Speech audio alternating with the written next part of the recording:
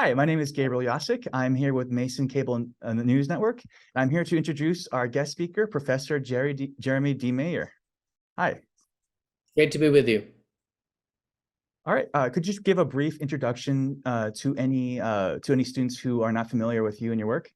Sure. My name is Jeremy Mayer. I've been at Mason since way back in 2003, and I'm a political scientist who studies American politics, most especially racial politics, presidential elections, public opinion, a little bit of foreign policy.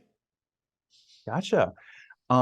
So for questions, I want to start on a more broad level and then progressively maybe focus more on smaller issues that students here at Mason might be more interested in.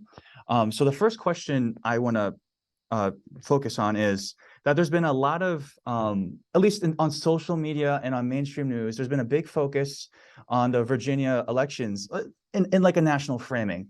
I was curious if you think this national framing will drive turnout here in Virginia or in other states like in Ohio, where there's a big abortion issue going on in the state right now.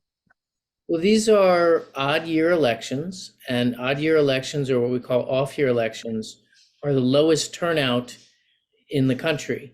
So only New Jersey and Virginia regularly hold statewide, very important off-year elections. And then you have something like Ohio, which is a referendum, can it happen? Or you can sometimes have a Senate race that happens in the off year. So, but the eyes of the nation focus on these off-year elections when they do happen, because they are sometimes very important tea leaves as to where the country is going.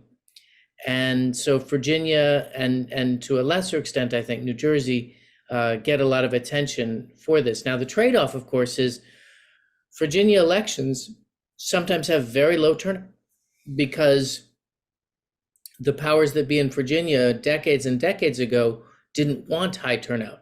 They definitely didn't want high turnout from poor Black voters, but they didn't want high turnout from poor white voters. So Virginia pays a price for this attention by having much lower turnout in these off-year elections than they would have if they had them on presidential or congressional even years. Do you believe Virginia is heading in a direction where the election system and just state politics is becoming more encouraging of increased turnout, or do you think Virginia is going to stagnate in terms of voter turnout in these elections? So I expect higher turnout in these elections. The whole country is trending upward. Now, that's not necessarily a good thing. One of the things I tell my students is that high turnout in a democracy may not be a sign of health, and low turnout might not be a sign of a problem. The election that brought Hitler to power had significantly higher turnout because some people were very excited about Hitler and some people were very scared of him. So the high turnout in 2016, the much higher turnout in 2018 and then 2020, I don't think those were signs of health in our democracy. I think those were alarm bells. So if we do see a skyrocketing turnout, I think it will be because Virginia is spending record amounts of money on this. So voters in swing districts in Virginia are being heavily contacted by campaigns, by the parties, by the super PACs, and by the sense that for all voters, the stakes just get higher and higher. I'll give you an example. Virginia has not had many elections where abortion is on the ballot, but the outcome of these elections could determine whether women in Virginia will be in control of what happens in their uterus, or if you're on the other side, whether fetal life will be honored. And those are very high stakes, whether you're pro-choice or pro-life. So you believe abortion is a key issue in the sort of polls.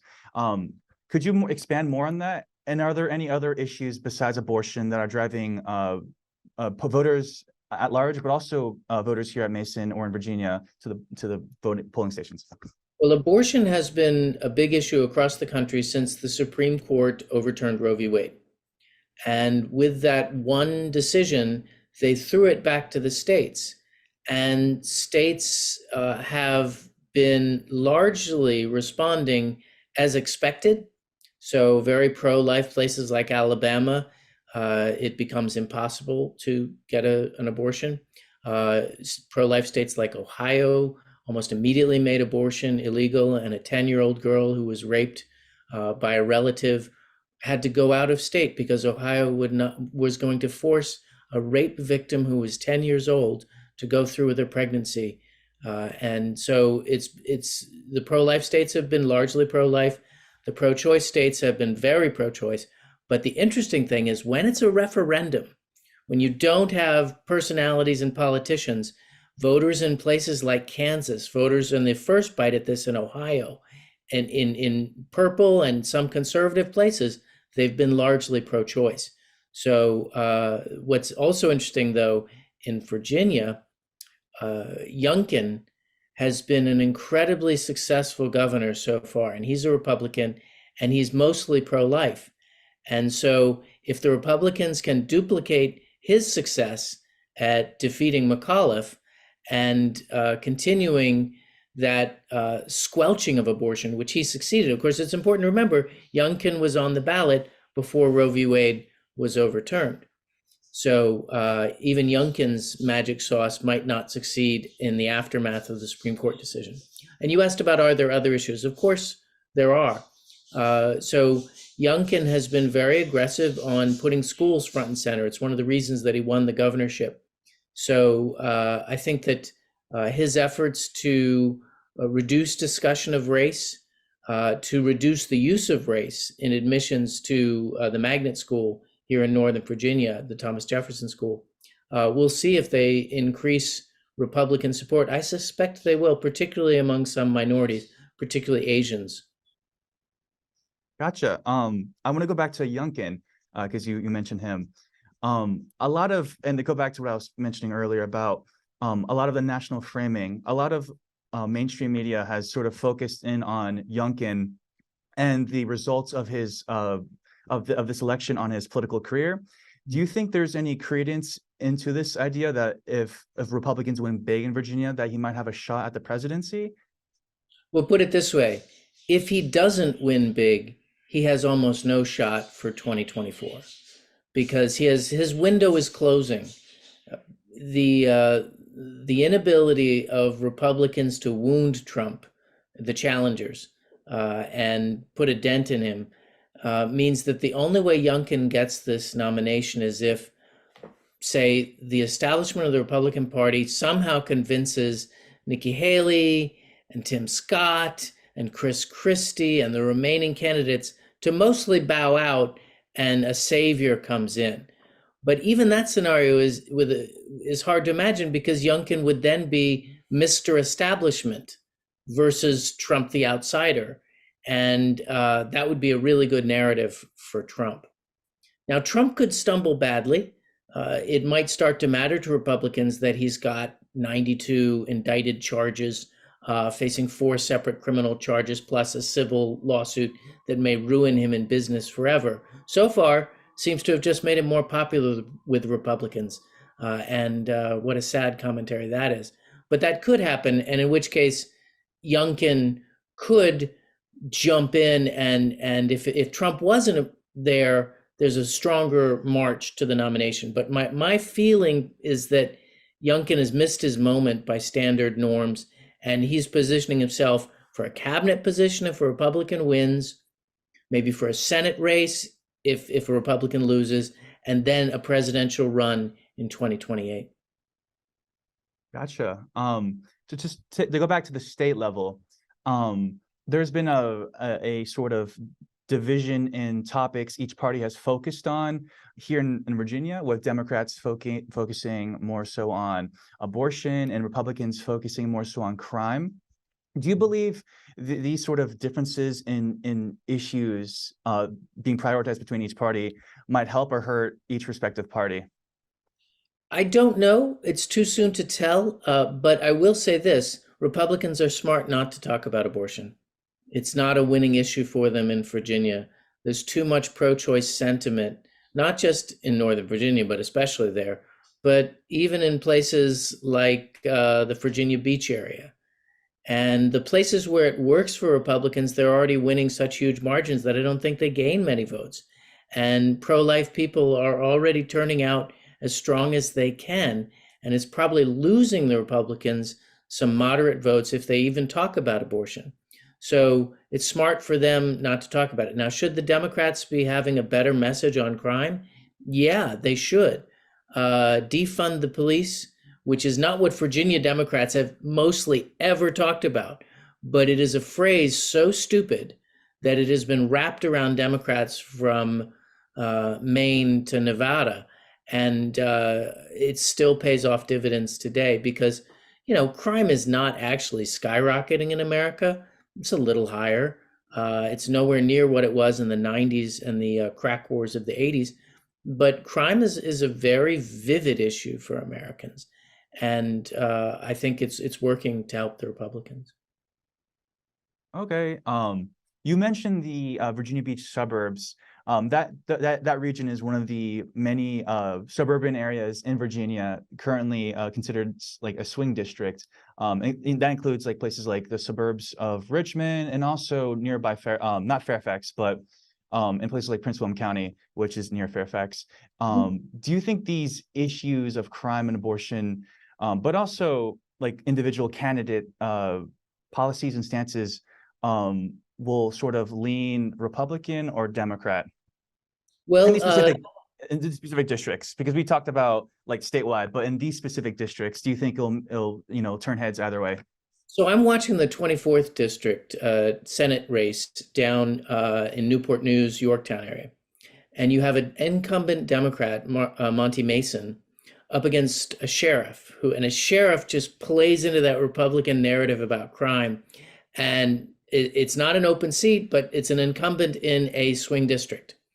And if it's 8 o'clock, it's 9 o'clock, and some races haven't been called, but Diggs wins that seat down in the 24th, it's going to be a great night for the Republicans. If Mason can hold on, then it could be a very good night for the Democrats. I tend to think it's going to be a tied election for either one party or the other. Most likely, I think it's going to be the Republicans for a couple reasons. First of all, Youngkin has had an incredible governorship up to now. If we look at popularity, it's rare for a Virginia governor to be this popular in this polarized environment, and he is. And second, Virginia has counter-national trends in its bloodstream. Most of the time, the party that doesn't have the White House does well in these off-year, odd-numbered elections in Virginia. It's not a guarantee, it's just a strong tendency. So you take those two factors, Youngkin and the presidency being held by the Democrats, and I think Republicans should feel cautiously optimistic today. But we're in the era of Trump, and a lot of the standard norms of American politics are just no longer true, and American politics is less predictable. So if at the end of the evening, Democrats hold on to the Senate and beat the Republicans narrowly in the House, I won't be shocked. It certainly could happen. Democrats have done a great job of raising money. They are hitting abortion, which is what they should be doing.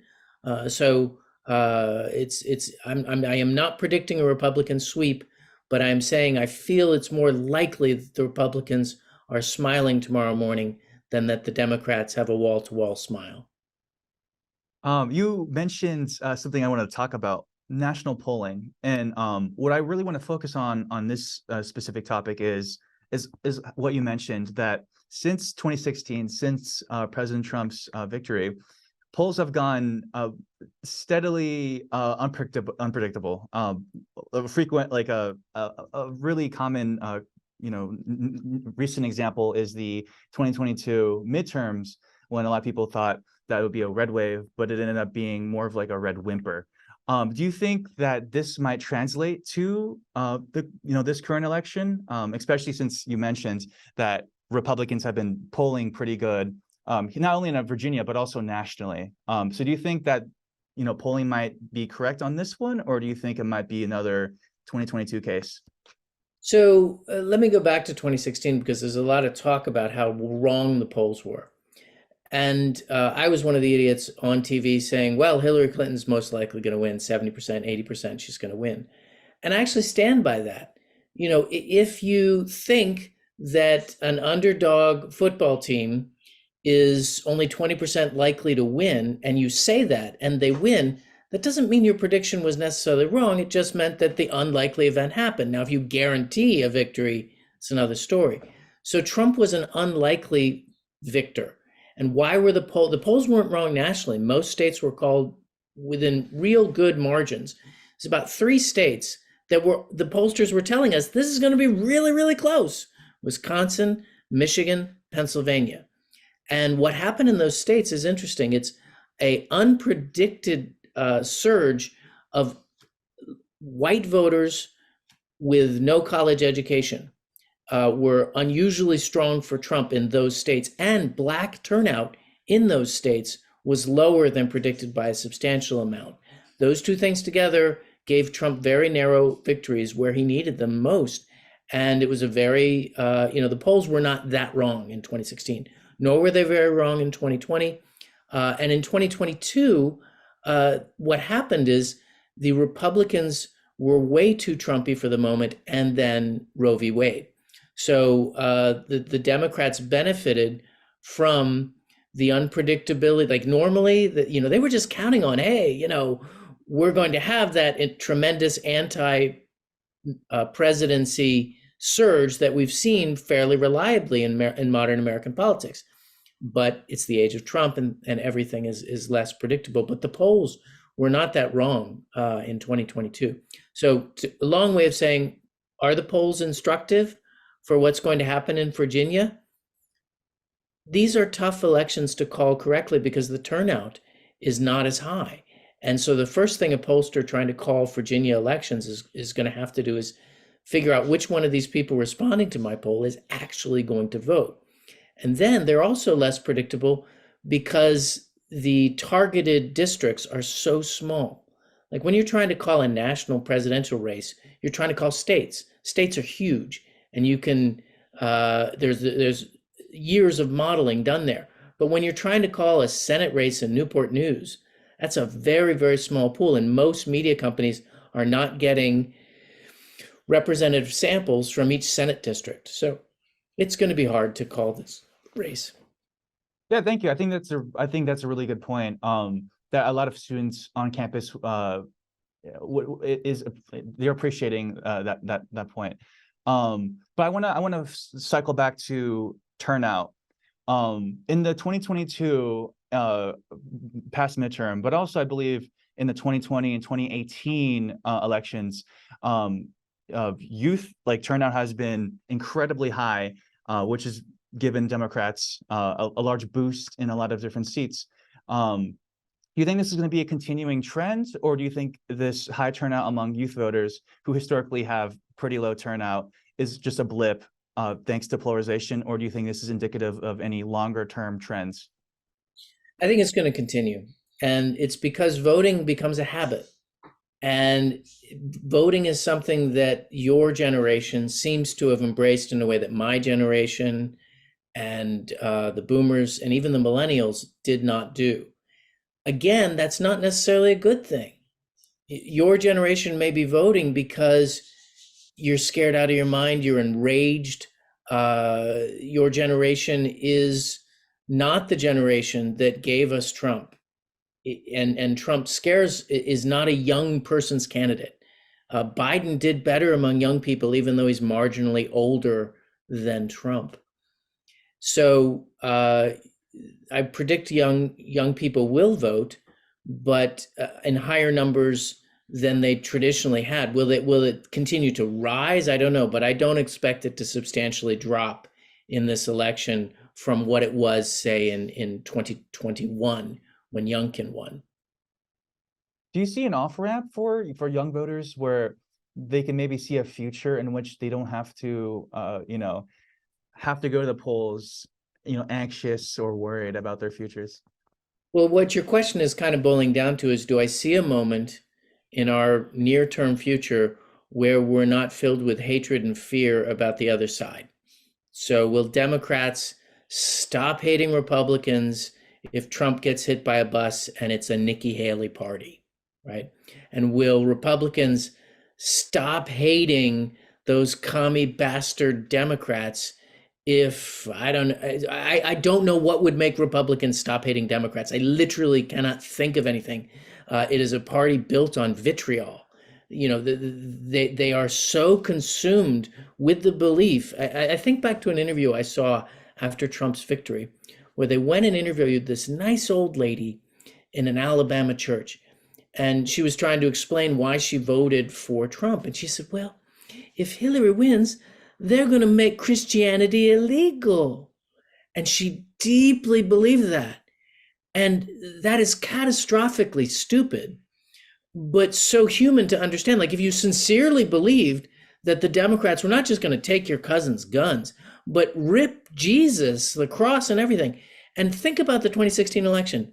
Trump doesn't go to church ever. He can't recite one Bible verse. He doesn't know the name of major books in the Bible. Hillary has taught Sunday school. Hillary goes to church. Hillary's, been a Methodist, and she has a deep and abiding faith. But they demonized her so much that they felt voting for Hillary was a vote for Satan. And so, will American politics get depolarized? I don't think so. I mean, I don't have any near-term solution to polarization, other than a war with China might do it, maybe. But, you sometimes look at the heartland and you say, if the Chinese invaded New York City, a lot of Americans would be like, well, hope those liberals got what's coming to them. And until they've invaded South Dakota, then they might care. I mean, that's quite an exaggeration, but I don't know if you remember, but Nancy Pelosi was Speaker of the House not too long ago, and she took a controversial visit to Taiwan. And if you went to right-wing Twitter, you had actual people with their names, not random trolls, saying, I can't believe I'm voting for I can't believe I'm supporting the Chi-Coms, but if they shoot down that plane, I'll give them a cheer. And you think, like, do you hate Nancy Pelosi so much that you want a rival nation, a communist nation, to kill her? And there are equally awful things, less frequent, on the left. So I don't think your generation is suddenly going to get a kumbaya politics where they don't have to go to the polls in fear, rage, and trepidation.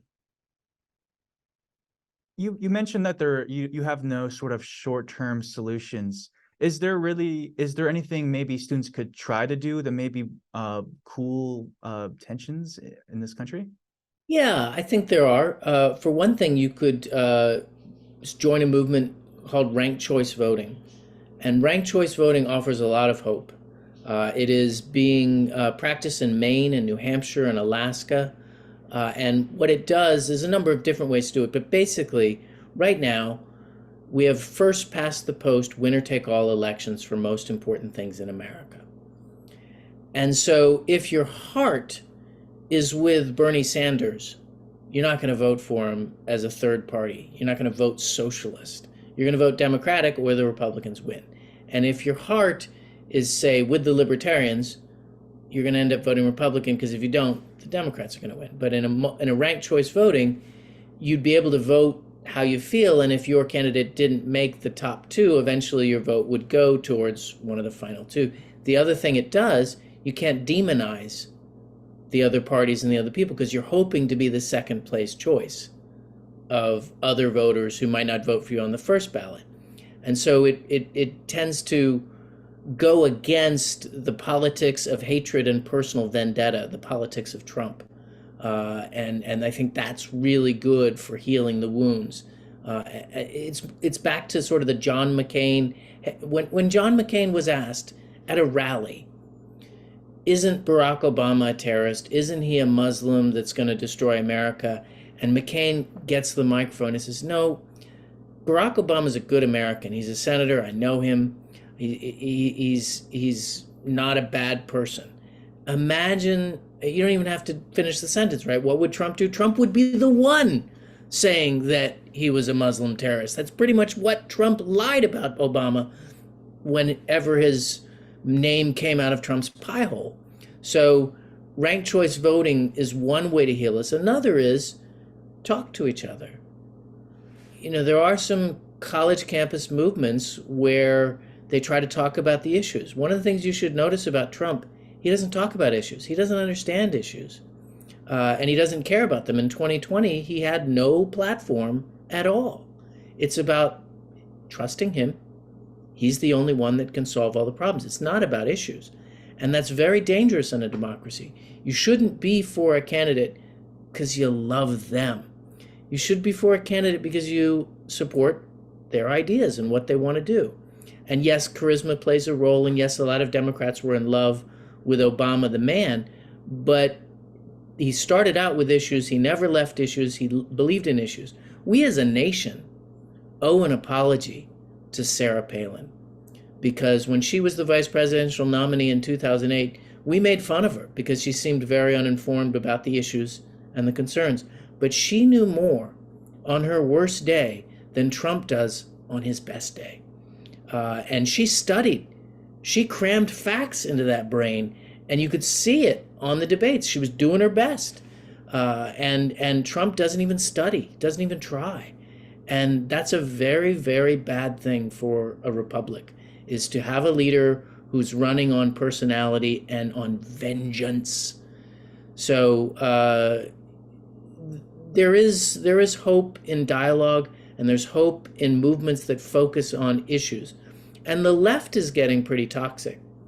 The left is getting angrier and primarying people who say nice things about Republicans. They're nowhere near as toxic as the Democrats, or as the Republicans, but they're going to get there.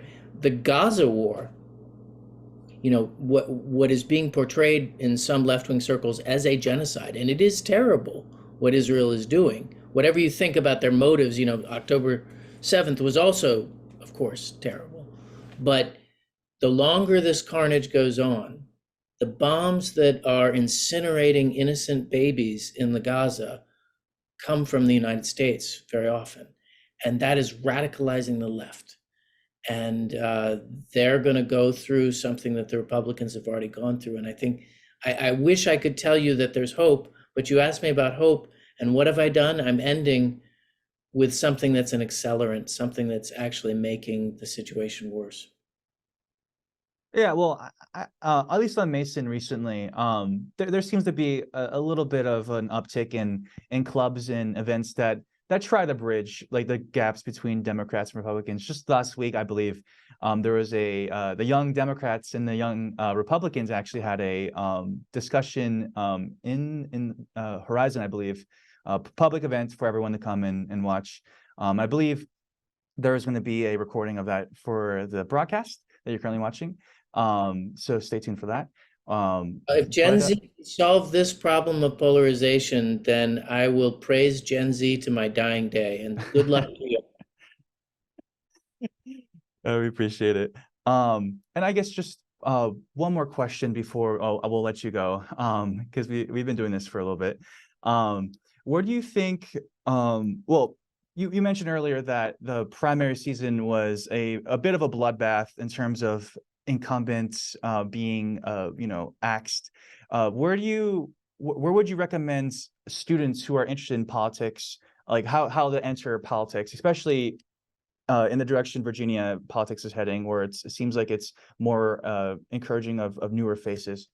Well, any state level campaign is more encouraging than national campaigns. It's very rare for a student to get a big responsibility when they're 18 or 19 on a congressional race. It happens, but it's rare. Whereas in state level politics, if you are a Republican and you really hope that the Republicans can win the state Senate, for example, take it from the Democrats, there would have been campaigns all these last 2-3 months to be like, yeah, we need you.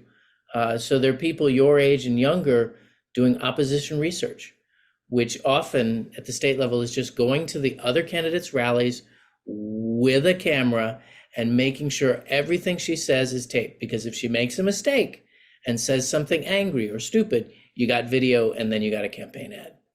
You got something you can show reporters. So there are jobs for young people. So the smaller the stakes, the smaller the district, the more likely an 18-year-old or a 19-year-old is going to be given a position of actual responsibility.